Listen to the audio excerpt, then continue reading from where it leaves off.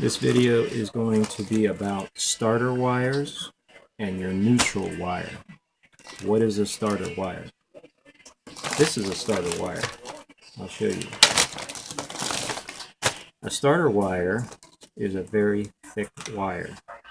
My guess is that this is a 6-gauge wire. It could be a 6, it could be an 8, it could be an 8 with a 6 outer. You have an inner, and then you have an outer. The shielding is very thick, so it could be a 6, it could be an 8. It's very thick. It runs from your starter relay to your starter. When you turn on the bike, this comes from your battery and it goes to your starter. It will heat up quick. And if you sit there and crank your bike to turn it on, I guarantee you after the third one, when you put your hand on here, you will feel heat. So a lot of electricity, old cranking amps, is flowing from your battery to your starter. In order to move voltage at an efficient and at it what it's supposed to, or what they call an optimal state, the gauge of the wire is very important. Okay. Now, like I said, my guess on that is a 6-gauge. 6-gauge wire is expensive. It's about $1 to $1.50 per foot. So in this case, you're looking about maybe $4, $5. I don't know.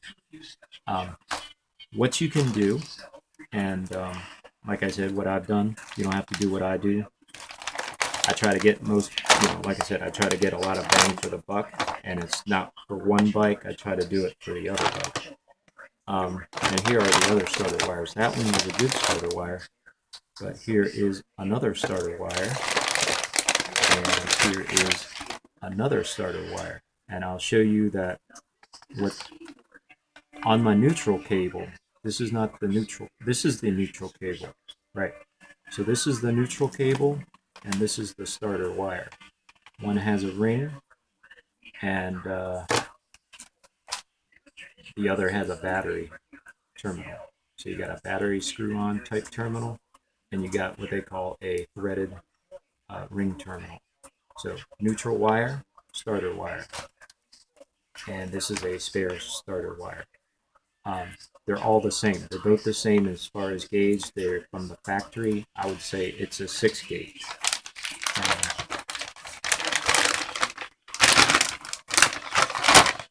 What you can do for, I think, $6 is go on eBay, of course. That's where everybody's at. That's where everybody gets their motorcycle parts. What you can do is get what they call a power cable. Now, this power cable comes from the stereo audio, or what they call audiophiles. There's a lot of people who do custom, radios and CD players and all this stuff for cars. When they do that, power cables are very important because you're using 500, 10,000, 20,000 watts of amps going on. These amps are extremely large. They're very electric consuming. So a lot of those high-end units have 2 batteries, and the gauge of wire is probably going to be a 4-gauge wire, just going from their amp, going to and out of their amp. Well, going into their amp, each amp. So their main power cable is probably 1 gauge. It's a thick boy. It's a big, thick boy. And then from your block, or your distribution block, to the amplifier, you're probably dealing with a 4-gauge on a very large amplifier. And let me tell you something, the audio people have their game. They're not still trying to perfect their trade. They're on top of their game when it comes to stereos, liquid cooled, dual coil, any type of subwoofer, any type of electric components, from gold-plated freaking blocks, fuse blocks, to you name it. This is an 8 gauge. It says right there, 8 gauge power. This is probably some of the best power cable I've ever seen. And the reason why is because inside are stranded copper wires. Now, if you take a look at this one on my neutral cable, you're going to see some really thick ones, and you can see the thickness and the difference between the two. Neutral cable, 8 gauge. In my opinion, in my personal opinion, the 8 gauge wire is sufficient for your motorcycle. And the motorcycle battery is going to be about 180 on a VFR, 180 cold cranking amps to about 200. It's not going to go over that. The battery is a YTX 12, but the next battery up from the YTX 12 is the YTX 14, and the YTX 14 is only rated between, I believe, 200 to 220 cold cranking amps. So somewhere in between is the 180 to 200, and then 200 to 220. All right, but the YTX 14 doesn't fit into your battery box. So if you want to bump your battery up a little, you have to change your battery box. And I have not done that. I feel there is no need to do that. Um, the neutral cable is a little bit shorter or easier to do than the starter wire, because the starter wire has that little thing here for your starter relay. Now, luckily, I have spare starter wires, so I don't have to make my own starter wires right now. I have one spare one, so if one goes down, I have one to spare, but I don't have any neutral cable, as you can see. So I'm going to discuss or show you what I think is a very simple and very efficient and very easy method.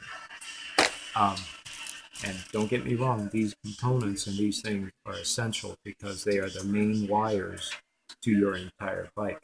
The ground cable is where you connect the negative on your battery to the entire bike.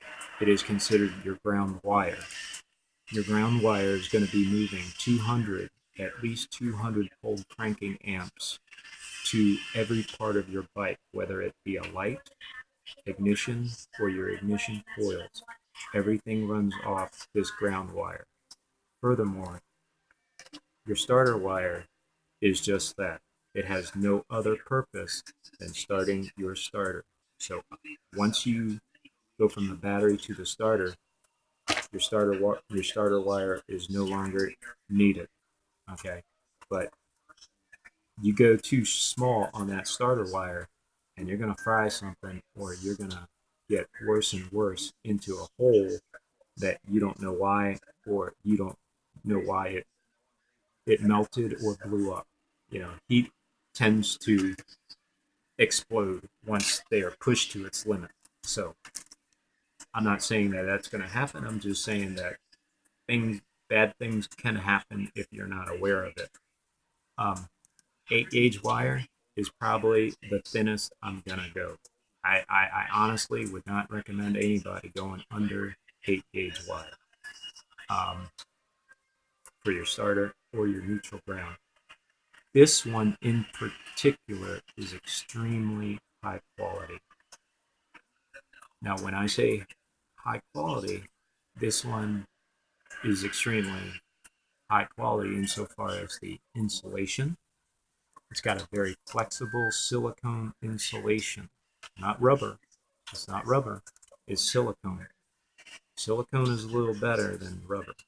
And the test you can do is to put a torch on here and put a torch on rubber and see the difference. If this were to catch fire, it would not burn. Rubber will burn. Okay. Inside here are hair thin copper lines.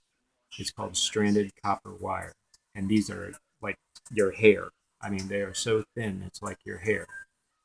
When you compare the thickness of this wire and that one, this is very thin stranded copper wire. So this will explode very easily. Okay. And once that explosion occurs, you're going to have total disconnect.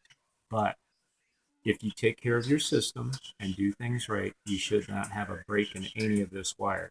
If you find out it's a dead wire, it's probably what happened. It got heated up, exploded, and these are hair thin, so they will break very easily. Now, if you ask me which one's better, thick stranded or thin stranded, I'm going to go with this thin stranded. Okay. Thin stranded copper wire moves electricity quicker than thick ones. But when you get up into the high voltage and when it starts to reach its limit, meaning that it's heating up, the thick copper wire is going to handle the problem better than hair thin copper wire. So you're going to get more punch here, but when things get hairy, you're going to have heavy duty. So I would say this is what you call heavy duty, and this is what you call performance. It's fragile, but it performs. Okay. When it's a neutral cable, it's very easy to fix and change out. You don't have to do anything. You just unscrew a bolt, put two of them on there, and it goes right to your battery. Now, how do you do that? This is very thin stranded copper wire. So you're going to have to solder this onto this. These are called copper rings. I believe, I don't know which one this is. It says 814 dash something. I don't know. But you want to measure that hole right there and try to match up the hole. Otherwise, it's not going to fit your battery lugs. So your M6 or 6 millimeter battery bolt has to go through that ring. Now, it's very easy to drill it out. You could always drill it out a little bigger, but just make sure it's 6 millimeter or a little bit wider. I believe this may be 7 millimeter. 7 millimeter is fine. 7 millimeter will fit right over a 6 millimeter. So I'm just guessing. Don't 7 millimeters. Okay. Um, the other way to do it, how I do it very often, is with these things. You can buy these little copper washers. I think I bought 50 of these for $3. So I bought 50 little copper rings for $3. You can go to Harbor Freight, as I did, of course, one of my favorite places to shop, like a kid in a candy store. You can buy the copper washer, and this is assortment. This is a SAE. So SAE is not the same as 7 millimeter. Okay. SAE is going to be 1/4, 5/16, 3/8, 7/16, 1/2, and I believe that's 5/8. Okay, so basically, instead of getting 50 of these, I got a bunch of assorted ones, and it comes to 80 pieces. So for $3.99, you can get 80 pieces of these. Do the math. um, I also have a one bike with a 1/2 oil drain plug because an M12, which is the oil plug, was stripped and it was damaged before I got the bike, and then I made it worse by torquing on it because it was already damaged. And that said, the reason actually what I did, no, I reused it and torqued it. That's what I did. I reused it, torqued it, and I think I got it in wrong. I screwed it in wrong, and I got stripped. Because it's a hard place, I didn't put it on, evenly. It was a little cockeyed, and then I stripped it, pushing it in using a torque wrench, and you can't feel things when using a torque wrench, so it got stripped. Instead of getting a new M12, I just bumped it up to a 1/2 inch.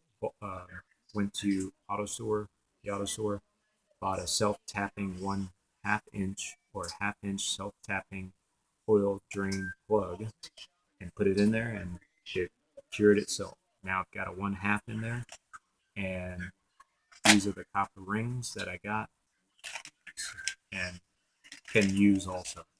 Again, bang for your buck. Um, when you do rings with these, they're very simple to make. Okay, and I'll show you how to do both.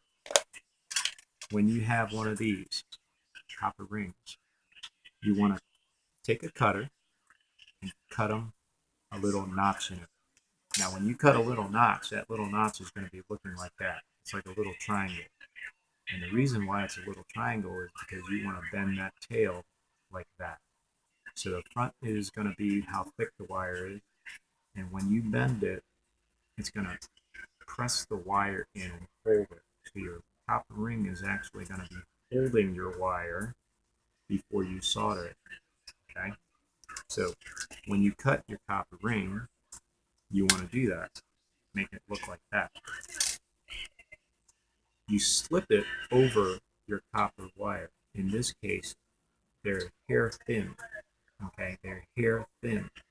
So what you want to do before you even do any of that or solder is, well, the first thing you do is to strip it, and you have to be very careful with this because a little knife can cut right through that little hair thin wire.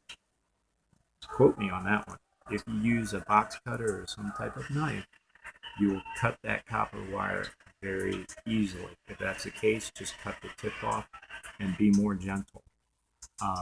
Try not to break any of those wires because you're reducing the thickness of this wire, and you're already dealing with some issues.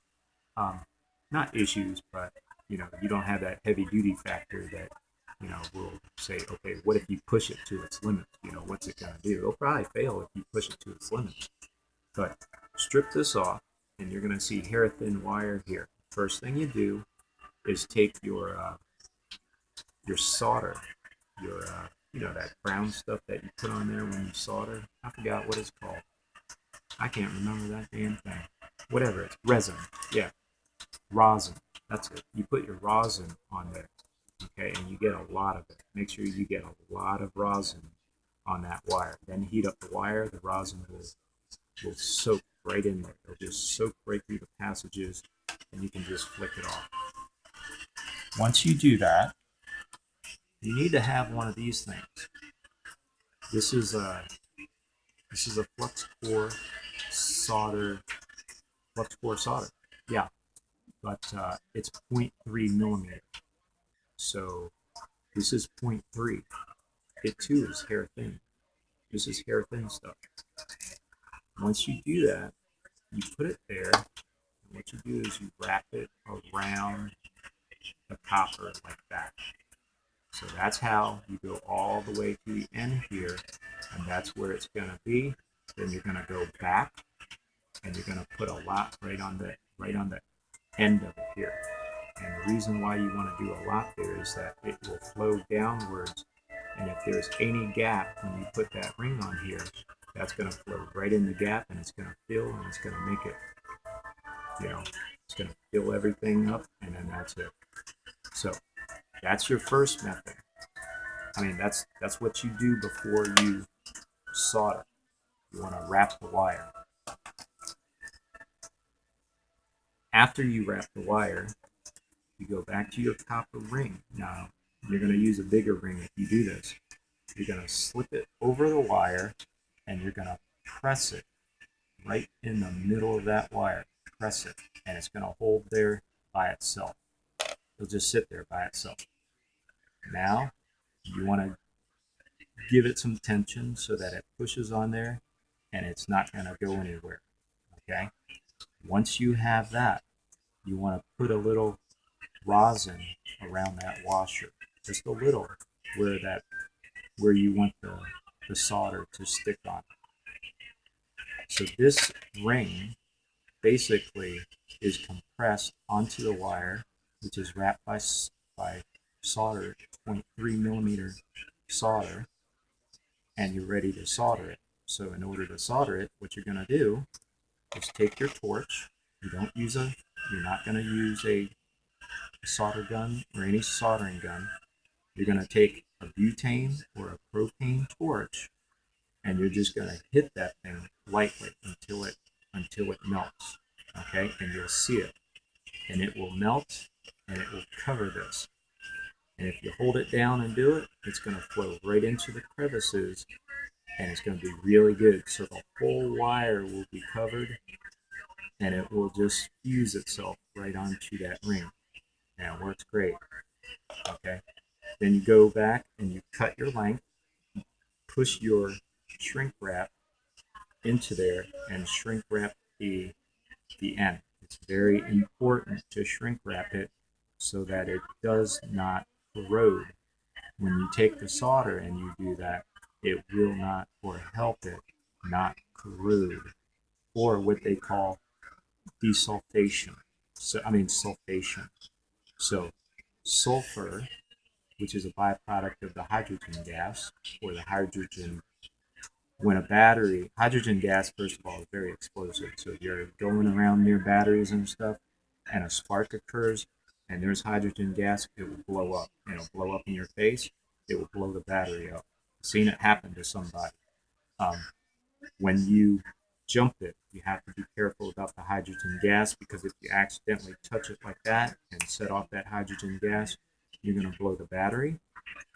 You're going to, it's your acid literally is going to shoot into your face once that battery blows due to that spark. That's why before you even try to do anything, make sure you ground your jumper cable, and then once you ground your jumper cable, then you put your hot onto the battery. And you always wear eye protection. That will prevent the spark, but it doesn't guarantee that you're going to be safe. There's still a chance that the battery's going to explode. Okay? There's still a chance it's going to explode. There's still a chance of that acid coming right at your face. If that's the case and it gets in your eyes, you're blind. And it burns too. I've never had it happen. I've seen it happen to somebody who was screaming, and his whole face was red. But so what you do is you cut your length, put the shrink wrap, and make sure you shrink wrap what you just did, and you're taking precautions to make sure that it doesn't corrode or sulfate. And a sulfate it's hard to tell if it's sulfation or if it's corrosion. Okay, it's hard to tell. I don't know. You tell me what it is. But over time, what will happen is this. It'll just snap. It didn't snap like that. About 5 of these snapped due to the corrosion, due to the sulfation. So that will be what happens.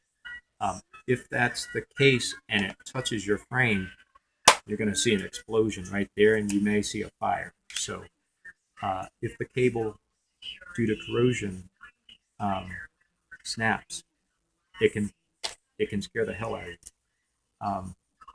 For the copper rings, now that's how to do a ring. That's the copper ring. That's just a cheap copper ring. These are expensive. Okay, these are very expensive. 5 of these are $10. 5 of these little things are $10.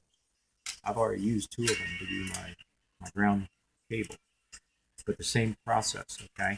Now for this one, you want to take rosin and you want to fill up the rosin in here, so that when you have the wire, which is hair thin, when you wrap it with your solder and slip it over, you're going to take your crimper and just crimp it once. Okay, you're not going to crimp it. You're not going to crimp this tight. You're going to crimp it once so that it stays, and you can test it. It should be good enough where you can't pull it off. So you want to crimp it really well and really tight. Then when you have this on like that, you've already put your rosin in there. You put your rosin and you put your solder in there like you should, like I just explained. You're going to tape it.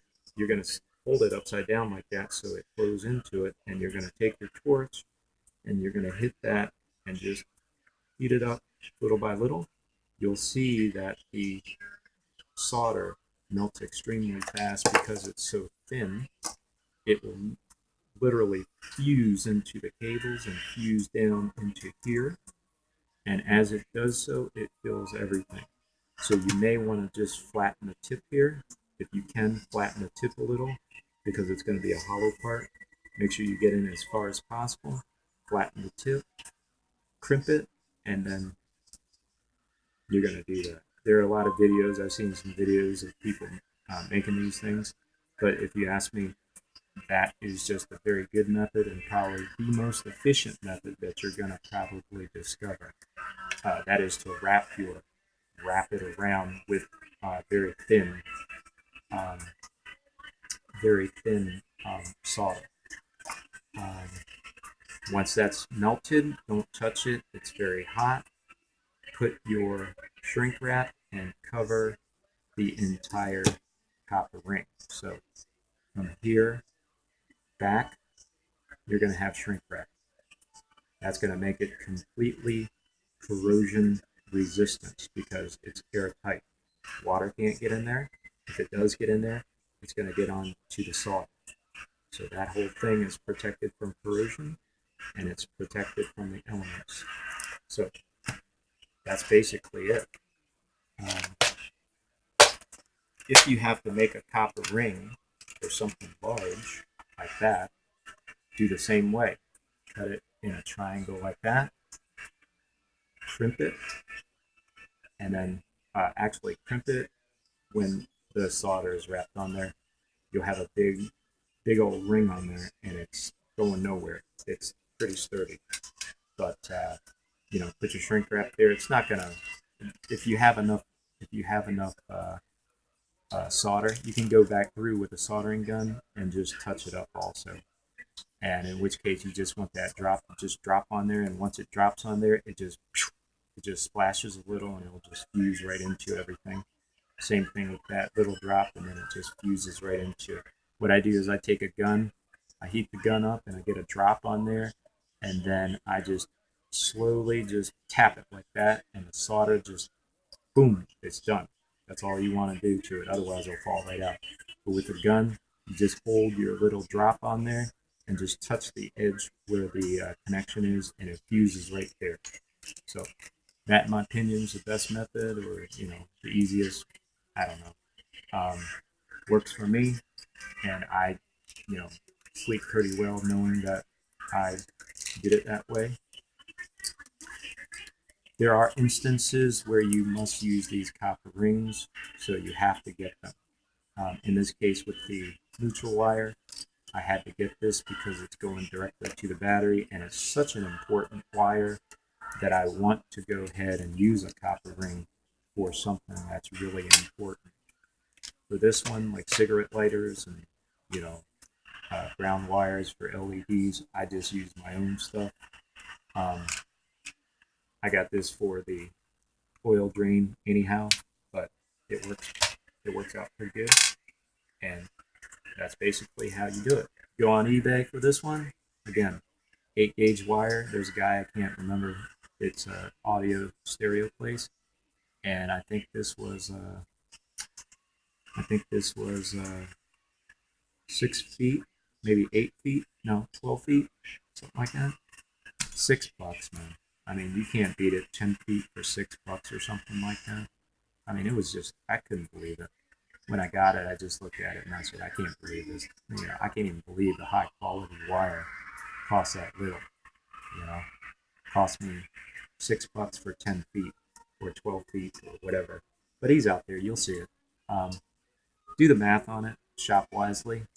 And, have confidence in that wire at that price. Again, it's 8-gauge stereo power wire, and it's in a blue color. It doesn't have the company or anything on there, so I don't know what company, and I don't even remember the guy I got it from, but he's out there and he's selling this stuff for amazing prices. So there you go. Have fun with it, and don't freak out. Remember, measure the wire afterwards. Make sure you got that instant contact, and also measure the ohms on it. Should be 0.001. 0.001 ohms for 0.001. That's the lowest you're ever going to get. So anyhow, that's how you take a very difficult very confusing process and make it very easy with the least amount of money. This is considering the least amount of money and over time, the maximum amount of time for that amount of money. Take care. Merry Christmas.